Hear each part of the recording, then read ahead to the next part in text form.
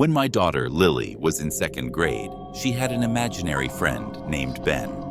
At first, I thought it was cute. Just a little childhood phase. She'd talk to him during car rides, set an extra plate for him at dinner, and giggle at things no one else could hear. "What's Ben like?" I asked her one evening as she scribbled in her coloring book. "He's nice," she said without looking up. "He likes to play outside, but he doesn't like to come inside." That made me pause. "Why not?" She shrugged. "He says he's not allowed." I laughed it off, assuming she'd picked up the idea from some cartoon, but things started getting weird after that. One night, I was locking up when I noticed Lily standing by the living room window, staring out into the backyard.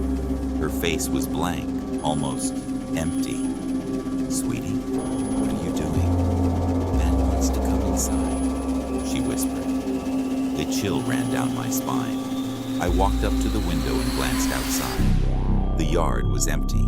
The swing set swayed slightly in the wind, but there was no one there. I told Lily it was time for bed and tried to ignore the uneasy feeling in my stomach. The next night, it happened again.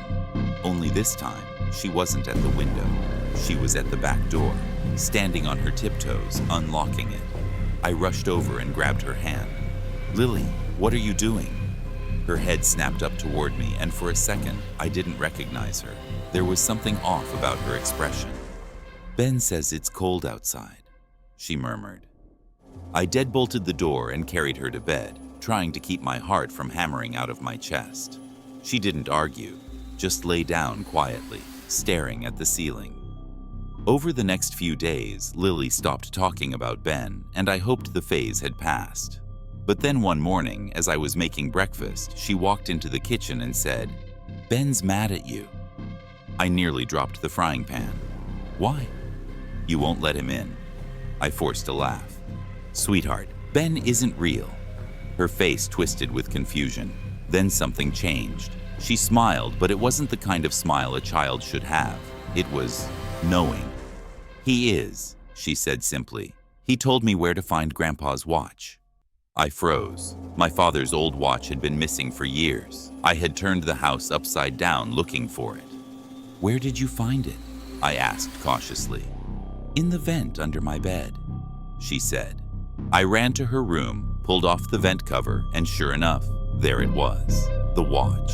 My hands trembled as I held it. That night, I heard footsteps outside Lily's room, not inside. Outside, soft, deliberate pacing back and forth under her window. I didn't look. I didn't want to see.